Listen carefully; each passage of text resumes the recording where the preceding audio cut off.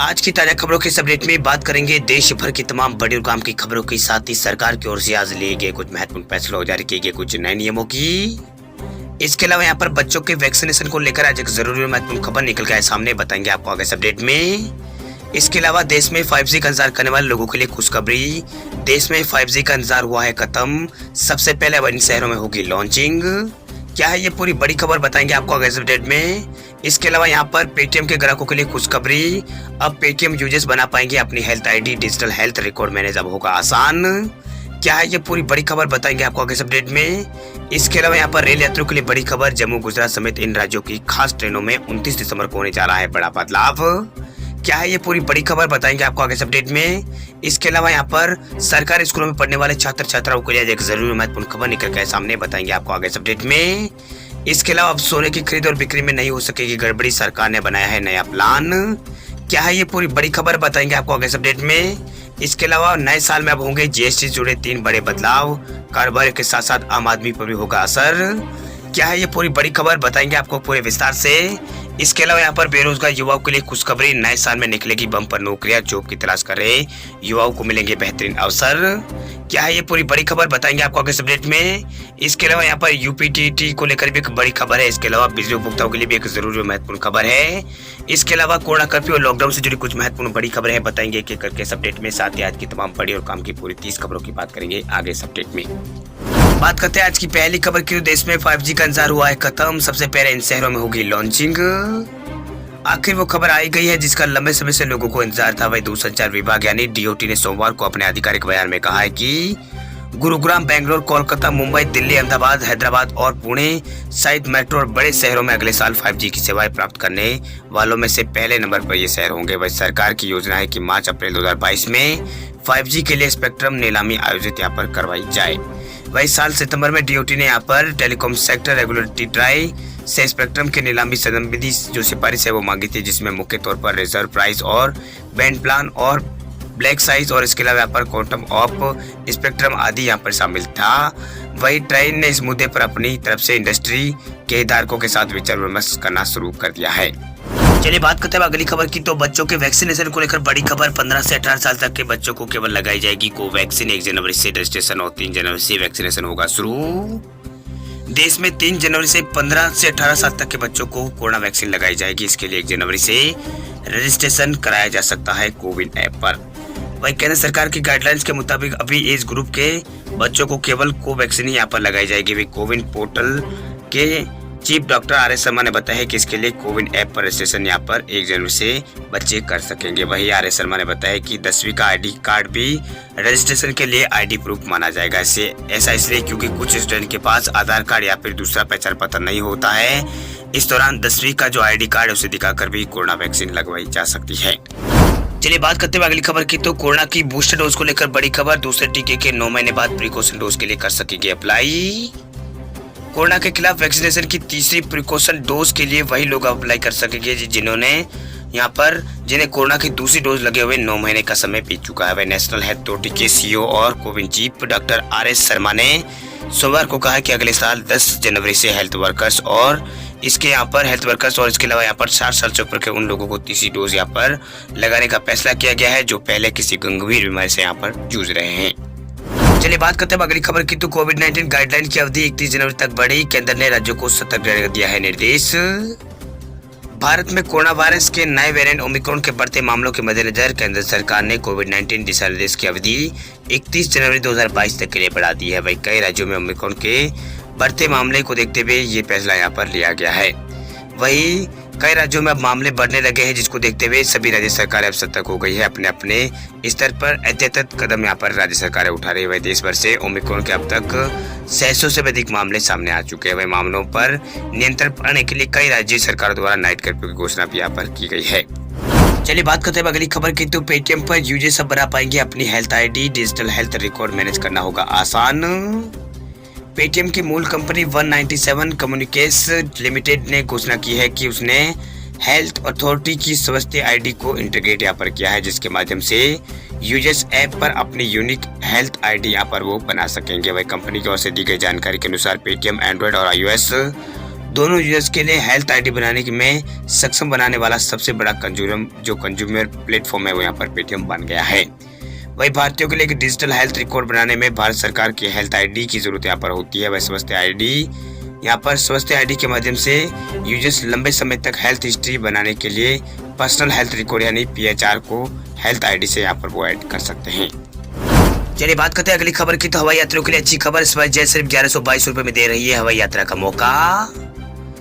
नए साल में अगर आप भी हवाई सफर करने की सोच रहे हैं तो आपको नए साल में सिर्फ 1122 रुपए में हवाई सफर का मौका मिल रहा है। दरअसल airlines company SpiceJet wow winter sale की शुरुआत कंपनी ने यहाँ पर कल से कर दी है। ये वाओ विंटर सेल कल से शुरू होकर 31 दिसंबर तक यहाँ पर चलेगी। इस ऑफर के तहत यात्रियों को मात्र 1122 रुपए में घरेलू हवाई यात्रा का मौका मिल रहा है। इस बात का खास तौर पर ध्यान रखें कि यह ऑफर केवल 15 जनवरी से 15 अप्रैल तक की यात्रा के लिए ही यहाँ पर उपलब्ध है।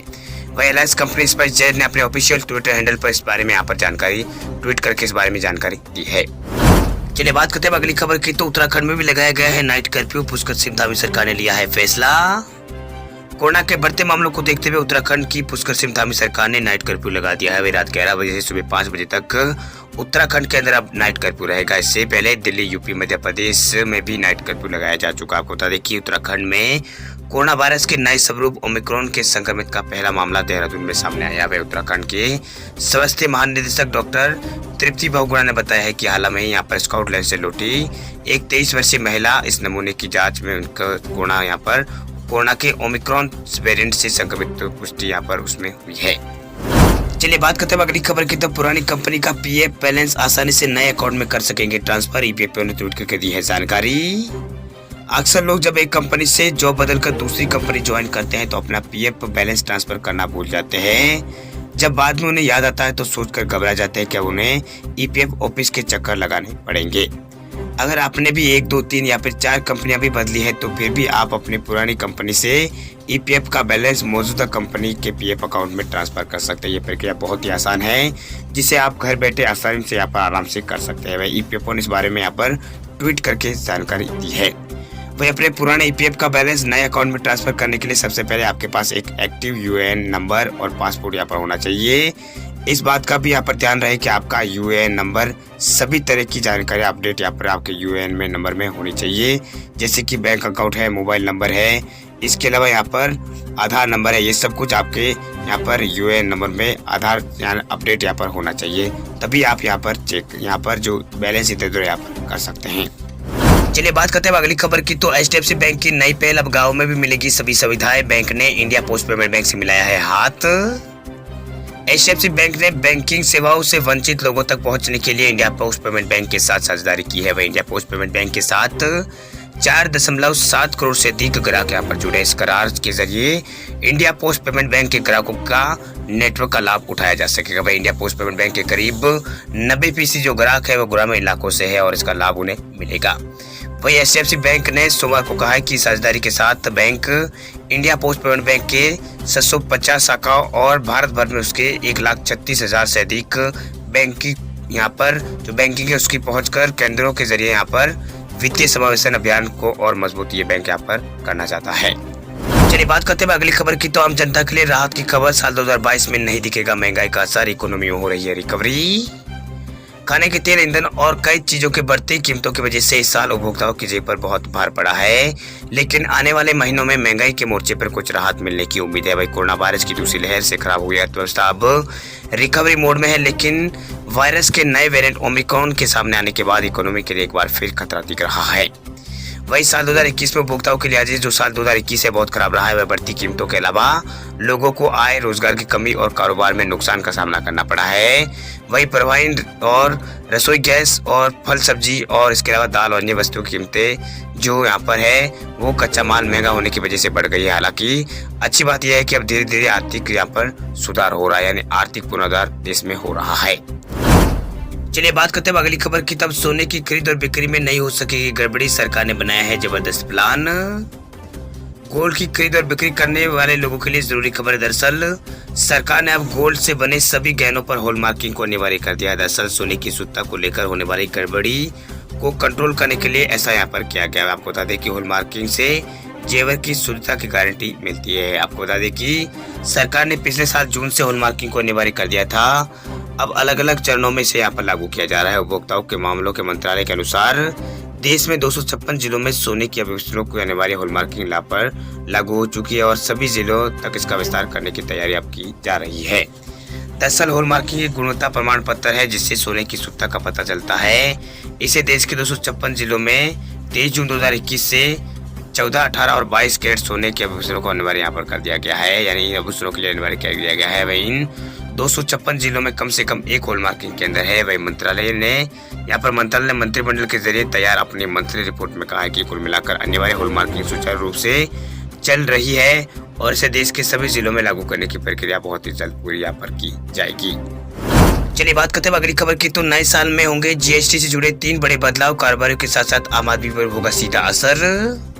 सरकार 1 जनवरी 2022 से गुड्स एंड सर्विस टैक्स यानी जीएसटी में कारोबारियों के लिए नियमों में यहाँ पर 3 अहम बदलाव करने जा रही है। ये नियम जीएसटी चोरी या फिर धांधली को रोकने के लिए यानी पारदर्शिता बढ़ाने के लिए लाए जा रहे हैं। इससे कारोबारियों की मुश्किलें और बढ़ सकती है। हालांकि इस बारे में यहाँ पर एक्सपर्ट की जो राय है वो मिली जुली है। भाई सबसे पहले आपको बताते हैं कि नए साल 3 अहम यहाँ पर बदलाव क्यों हो रहे हैं। पहला अहम बदलाव ये हो रहा है कि जनवरी में किसी भी यहाँ पर कारोबारी के प्रतिष्ठान पर जीएसटी अधिकारी बिना किसी पूर्व नोटिस के टैक्स रिकवरी के लिए पहुंच सकते हैं। दूसरा बदलाव यह है कि रिफंड क्लेम करने के लिए आधार कार्ड को यहाँ पर अनिवार्य कर दिया गया है। तीसरा बदलाव यह है कि इनपुट टैक्स क्रेडिट के लिए 100% इनवॉइस मैचिंग अनिवार्य कर दी गई है।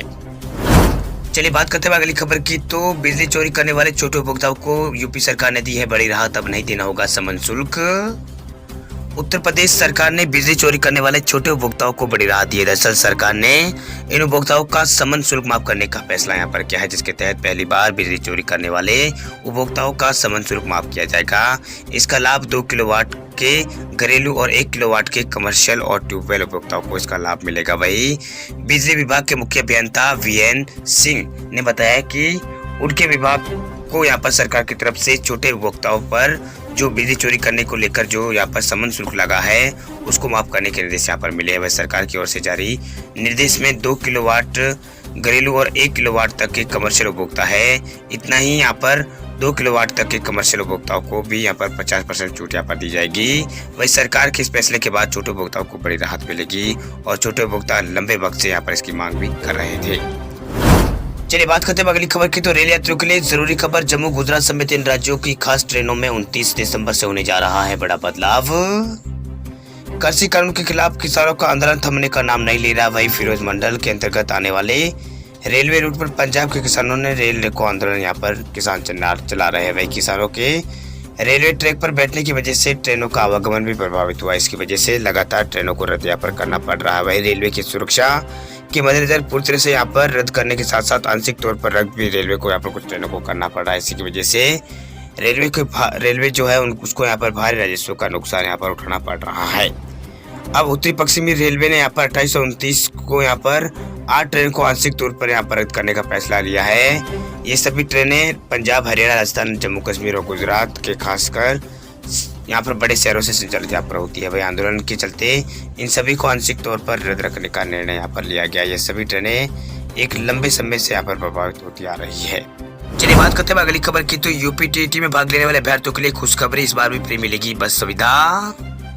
उत्तर प्रदेश बेसिक शिक्षा विभाग द्वारा नवंबर में रद्द हुई उत्तर प्रदेश शिक्षक पात्रता परीक्षा यानी यूपीटीटी का नया शेड्यूल यहाँ पर जारी किया जा चुका है। अब यूपीटीटी का आयोजन 23 जनवरी 2022 को किया जाएगा। वह यूपीटीटी देश की सबसे बड़ी शिक्षक पात्रता परीक्षाओं में से एक। ऐसा अनुमान है कि इस साल तकरीबन 21 लाख अभ्यर्थी इस परीक्षा में हिस्सा लेंगे। इससे पहले 28 नवंबर को परीक्षा के दिन ही पेपर लीक होने के कारण यूपीटीटी को रद्द कर दिया गया था। इस प्रकरण के सामने आने के बाद उत्तर प्रदेश के सीएम योगी आदित्यनाथ ने भी इस मामले पर कड़ी कार्रवाई करने और 1 महीने के भीतर परीक्षा एक बार फिर यहाँ पर पारदर्शी तरीके से आयोजित कराने का आदेश दिया था। हालांकि प्रशासनिक प्रक्रिया के कारण इसमें अधिक यहाँ पर देरी लगी है। वही यूपीटीटी में भाग लेने वाले अभ्यर्थी को यहाँ पर सरकार ने इस बार भी मुफ्त यात्रा की सुविधा देने का ऐलान किया है। जो भी छात्र उत्तर प्रदेश शिक्षक पात्रता परीक्षा में शामिल होने वाले हैं उन्हें उत्तर प्रदेश सरकार द्वारा मुफ्त में उनके परीक्षा केंद्रों तक जाने की व्यवस्था यहाँ पर सरकार एक बार फिर यहाँ पर करेगी। वही परीक्षार्थी अपना प्रवेश पत्र दिखाकर बस यात्रा फ्री में वो कर सकेंगे।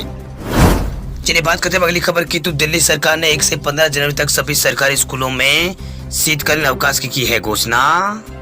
सर्दियां चरम पर है, वही कड़ाके की ठंड के बीच दिल्ली सरकार ने छात्रों को बड़ी राहत यहाँ पर दी है। दरअसल राज्य सरकार ने प्री प्राइमरी और प्राइमरी स्कूलों के लिए 1 जनवरी से 15 जनवरी तक शीतलहर अवकाश की घोषणा यहाँ पर की है। वही दिल्ली सरकार ने अवकाश को लेकर जो नोटिस जारी किया है उसके मुताबिक इस दौरान कोई भी ऑनलाइन या फिर ऑफलाइन क्लासेस बच्चों के लिए आयोजित यहाँ पर नहीं की जाएगी।